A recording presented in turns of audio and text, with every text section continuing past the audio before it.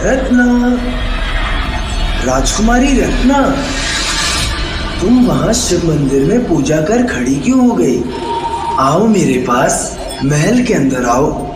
मैं सदियों से तुम्हारा इंतजार कर रहा हूँ। आओ रत्ना, देखो मुझे इतना इंतजार करवाना चोखे नहीं है।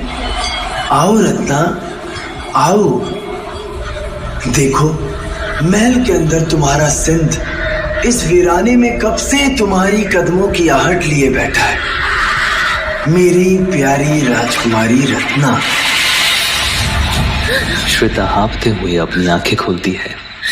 पसीने से भीगा शरीर, तेज चलती हुई सांसें, आंखों में कई सवाल और होठों पे हनुमान चालीसा का जाप। श्वेता की आवाज सुन पास ही बिस्तर में सो रही श्वेता की मां जाग जाती है। श्वेता बेटा, आप ठीक तो हैं? आपकी सांस इतनी उखड़ क्यों रही है? कहीं आपको वो सपना फिर से तो नहीं आया? अपनी माँ की बात सुन श्वेता उनके गले से लगकर रोने लगती है। रंजना श्वेता के पीठ पर हाथ रखकर उसे सांत्वना देती है। हम समझ गए बेटा, आपको फिर से वही सपना आया ना? हाँ माँ, वही सपना, एक पुराना सा किला और उसी खंडर में स्थित एक पुराना शिव मंदिर। हम अपने आप को शिव मंदिर में आराधना करते हुए देखते हैं। वही जानी पहचानी सी आवाज हमें उस सपने में सुनाई देती है जो हमें राजकुमारी रत्ना कहकर महल के अंदर बुलाती है, और हम कश्मकश में पड़े मंदिर की चौखट को लांघने ही वाले होते हैं कि हमारी नींद खुल जाती है। बेटा तुम इतनी विचलित मत हो, ये सब हमारे मन का वहम होता है और बस एक सपना ही तो है, कोई हकीकत तो नहीं। गुरुदेव ने जो आपको अमोघ मंत्र दिया है, आप शांत मन से उसका जाप कीजिए। ईश्वर में आस्था रखिए और गुरुदेव पर हमें पूरा भरोसा है। आप जल्द ही उस बुरे सपने को भुला देंगी। आखिर आप तो हमारी बहादुर बच्ची है ना। फिर भला ऐसे सपनों से क्यों घबरा रही हैं? सपने तो सपने ही होते हैं, इनका वास्तविकता से कोई लेना देना नहीं होता। श्वेता ध्यान में लीन होकर हनुमान चालीसा का जाप करना शुरू कर देती है और रंजना घर के काम में व्यस्त हो जाती है।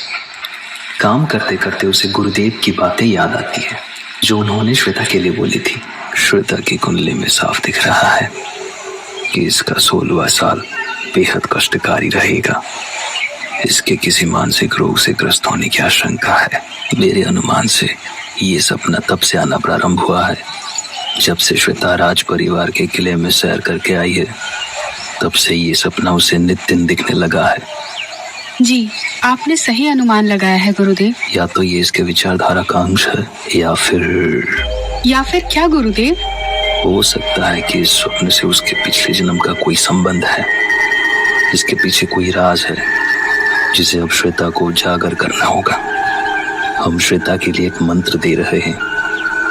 इसका जाप करने से उसकी पीड़ा कम हो जाएगी। माँ, हम तैयार हो गए हैं, नाश्ता लगा दीजिए। ठीक है बेटा, भाई और पापा को भी बुला लो। डाइनिंग टेबल पे पूरा परिवार एक साथ नाश्ता कर रहा था। तुमने कुछ सोचा है? तुम्हें कौन से कॉलेज में एडमिशन चाहिए? हाँ पापा, मैंने सिटी कॉलेज के आर्किटेक्चरल कोर्सेज के बारे में पढ़ा है। इनफैक्ट मैंने एक कोर्स का एप्लीकेशन भी भर दिया है।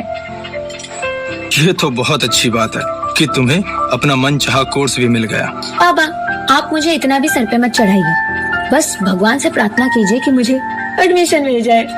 हर्ष, चलो तुम भी फटाफट नाश्ता खत्म करो, स्कूल की बस आती होगी। आप ये सब बातें बाद में कीजिएगा, पहले सब नाश्ता कर लीजिए। अपने कमरे में वापस जाकर श्वेता कुछ किताबें पढ़ने लगती है। उसे शुरू से ही पुरानी इमारतें देखना, उनकी संरचना की स्टडी करने का शौक है। वो एक अच्छी आर्किटेक्ट बनना चाहती है। तभी उसे किताब में से एक किले का नक्शा दिखाई पड़ता है। वो नक्शा रुद्रगढ़ का है, जो कि यहाँ से करीब 100 किलोमीटर दूर है। श्वेता इस किले की तस्वीरें देखकर उनमें खो सी जाती है। उसे इस किले से कुछ अलग ही खिंचाव महसूस होता है। वो किले के संपर्क में आगे बढ़ ही रही होती है कि रंजना उसे आवाज देती है। श्वेता बेटा।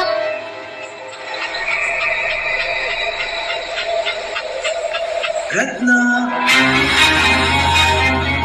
राजकुमारी रत्ना, हमें पता था आप हमें ढूंढ लेंगी। श्वेता का राजगढ़ के किले से क्या संबंध है? क्या गुरुजी की भविष्यवाणी सच होगी? जानने के लिए जरूर देखिए अगला एपिसोड। कहानी जारी रहेगी।